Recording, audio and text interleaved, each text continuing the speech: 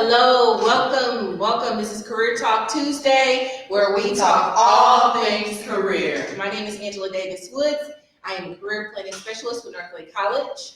And I'm Crystal Arthridge, your career coach. And I'm Marife Magdaleno, career planning specialist. And today, obviously, we're not in the office. We're not in the office today. We are actually on the move. Yes. This semester. So right now we are currently actually in the background at the city of Dallas.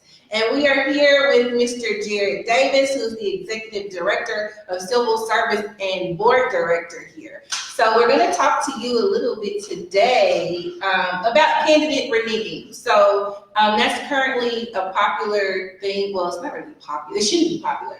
But it is a current trend.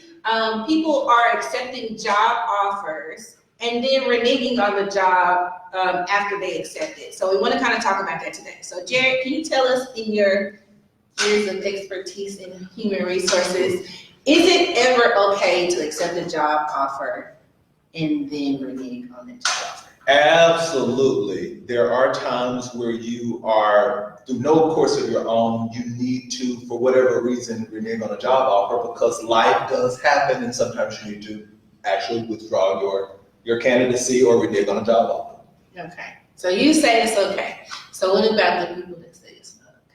Well, there are people who, there are people who see it both ways, but actually sometimes, for example, it could be, a spouse or a couple that one person thinks they're going to move. They think as a couple you're going to move, and one person gets a job offer, and then some circumstances change, and you no longer can take that. Or you find out, hey, maybe that commute is a little longer than I wanted it to be, or this is not going to work out for me personally. Mm-hmm. And you have to renege. It's much better than you feeling like you're obligated to take a job offer, mm-hmm. go and work on a job that you're not fully yourself, or fully engaged, or fully plugged into the workforce, and you regret being there because you are reluctant or hesitant to renege on the job offer. So while I understand there are people who see it on both sides of the coin, I do think it's far better for you to make that decision on the front end than feel like you are handcuffed to your decision, and that's not in the best interest for you both personally or from a professional perspective.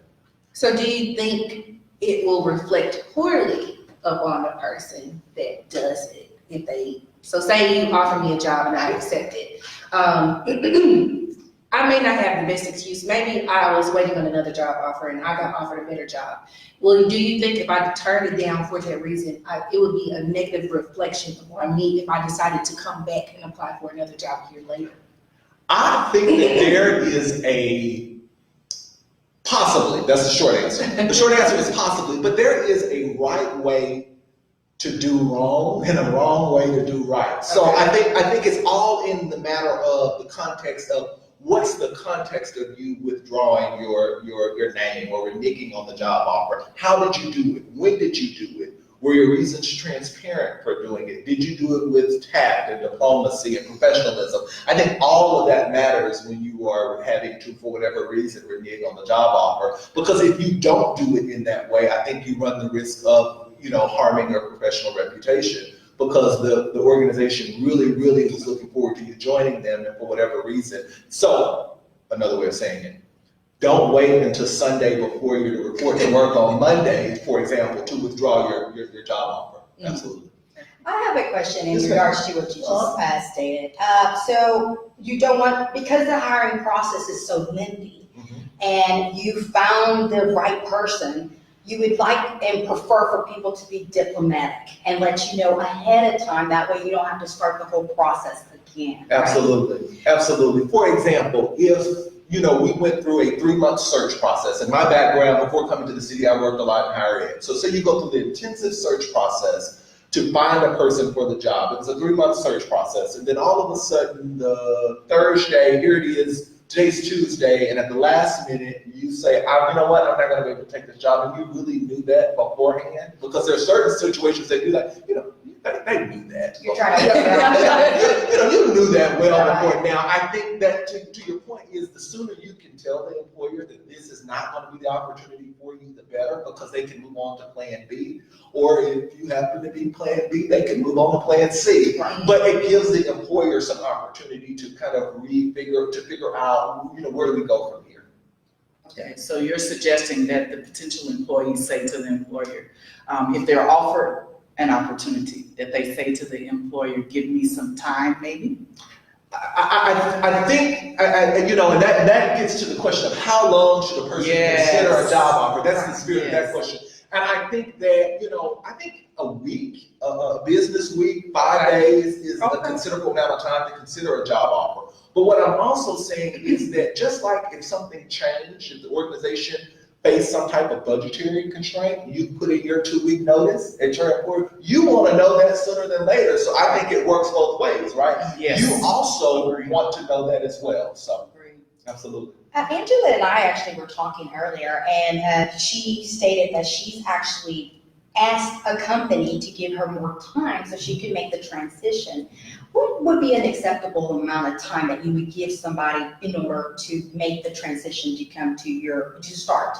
Yeah, I don't think there's a hard fast rule, because some people could be relocating from Alaska to Arkansas, for example. That's a long way. We both start with A's, but they're a long way apart. So, I think it depends. I've seen people transition into a job within 2 months. I've seen people be hired at the beginning of the semester and not have a fall semester and not necessarily report to work until the spring semester. So I think it varies from situation to situation, but I think the more transparent you are, the sooner you can communicate what it is you need, if it's time to consider, if it's time to relocate, if it's time to transition, as you will. I think the more you're able to do that, it pays you back in other ways in terms of professional reputation and how people come to know you professionally. And let me give a little context on when I asked for time. I was offered a job here in Texas, but I wasn't living here yet. Okay. So I needed time, and they wanted me to start. I think my interview was like that Thursday. They wanted me to start that following Monday. I didn't live here yet. I had to find childcare arrangements, living arrangements, and so I asked if it was possible to have time to secure those things before I could actually start the job. So honestly, I wasn't sure how quickly it would work out, but it worked out within a week that I was able to get all of that. But had I not, then it would have been probably a different conversation if I needed more than a week. So I ended up missing a training class. However, I just got independent training when I started the job. Let me say, I think the spirit of you all's questions about reneging on job offers and that kind of thing, I think it's a well-known topic, but very few people talk about it. Right? Yes. I think at the core of dealing with job offers and salary and reneging offers and transitioning, everything is all about communication. Mm-hmm. Right. And the more transparent you can be with your employer, I think they come to appreciate that, and you can come to appreciate their willingness to engage. It's a two-way street. And if you don't feel comfortable communicating what your needs are, and the employer doesn't feel comfortable communicating, I suggest that there may be something wrong with the recruitment process. Mm-hmm. Right. And I think you should pay close attention to that. Is that the organization you really want to be a part of? I think you need to be reasonable and say, okay, I understand that you all have business to take care of as an organization, and I understand that, but I'm going to need a couple extra weeks to transition from out of state or whatever. I think it's about communication. The sooner you can communicate that, the better off you are. Right. Communication is one of the core competencies. Yes. For NACE, that they say new graduates are missing when they come to the work field. They are missing effective communication skills. So it's important that you mention communication, because that kind of shows you now you need this information before you even start a job. You need to work on effective communication from the door, before you even start a job. You need effective communication just even in the hiring process. Absolutely. And I know that we're not talking about interviewing, but to the spirit of and to the competency is set out by NACE about communication. I also think it's important that you think about certain questions to create a communicative atmosphere, even in your interview process. That last question, when they say, do you have any questions for us? Yes. That's a door to start communications between both you and that interviewing individual. Yes. So I think, again, communication, the sooner you can establish that rapport, the sooner you can establish communication, the better off you will find your hiring experience to be. Absolutely. Yeah, good point. All right. All right, Mr. Davis, tell us about working for the city of Dallas and tell us about you.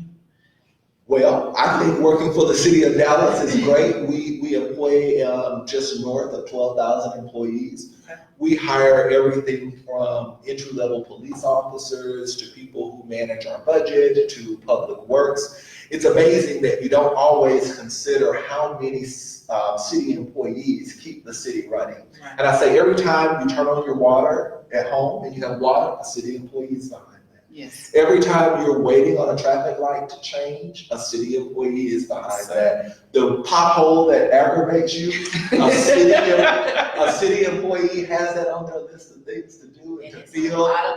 Well, not in the city of Dallas. But one of the things I'll say is that we have any profession you can imagine. And that's the thing about it, and that's the joy I have with leading our civil service group. We're over 80% of the city's workforce, so that's a large demographic and a variety and a diversity of positions that are here at the city. And so any occupation, any major, any certificate program, you name it, we employ it, we have it, and definitely an opportunity here within the city. And so I've been in this particular role for almost 8 months. I came from the higher ed background, worked in and around Dallas doing human resources. And so this is an exciting opportunity to really help brand and really extend what the city of Dallas does by way of talent acquisition and how we plan for talent to meet the needs of our residents here in the city of Dallas. Absolutely. Wonderful. So if I'm interested in working for the city of Dallas, how do I apply? You need to look us up and visit our jobs page at City of Dallas, and we'll be more than happy to take your application in. And I have a wonderful, wonderful team of recruiters who are out and about at many different job fairs. It's about, again, establishing rapport, starting that communication, following us on social media. There are a ton of opportunities here at the City of Dallas, and we welcome applications and resumes from everyone. And make sure that when you apply completely and you apply accurately so we can evaluate your credentials and see if you're fit for us. And we can have a conversation about coming aboard with the City of Dallas, and hopefully nobody will have the need to renege on a job. Yes. That would be our goal. Very good. Very So good. just as a kind of, to bring it all together, so some tips when we're leaving, as you finish watching this video, or as you're watching us live, if you need to renege, please do not do it the Sunday before you're getting ready to start a job. And even considering company reneging, people that start training for a job and they quit right after training, that is considered reneging on a job offer if you're only doing it for that short period of time. There could be a plethora of reasons why you cannot accept a job, but it's just about the most important thing is being comfortable with communicating that information to the employer. Anyone else have any closing? It's not a trick, guys, literally. It's just about, like you said, it's about communication. Yes. So keep the lines open and you will definitely get the right job or you will get the right candidate. That's right. That's right. I think it works on both sides. And if I had to say that at the core of it, sometimes life happens and we have to renege on a job offer. Right. And sometimes life happens within an organization and organizations have to renege on a job offer. Yes. So we understand that some things we just can't account for, but I think if your intentions are right and you communicate early and you have tried to establish professional rapport, I think in the end, it could be a very scary thing to do, but I think in the end, you will be okay when you have the right intentions and you have the right spirit about it and you've communicated early. I think you'll be okay and it'll all work out. Absolutely. Awesome. All right. Yes. Thank you So so much. thank you so much, Jared, for having us come here. No, thanks. Thank you for coming to the wonderful world of the City of Dallas. Yes. Check us out. For any of our North Lake students, if you're ever on campus, please come to A430. We have actual handouts to give you if you want to know how to apply for jobs here with the City of Dallas. Yes. We can provide that information for you. So thank you again for joining us. This is Career Talk Tuesday, where we talk all things career. Bye.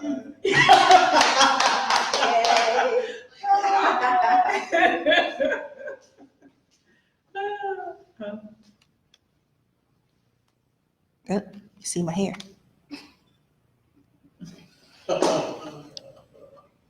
Still see my hair.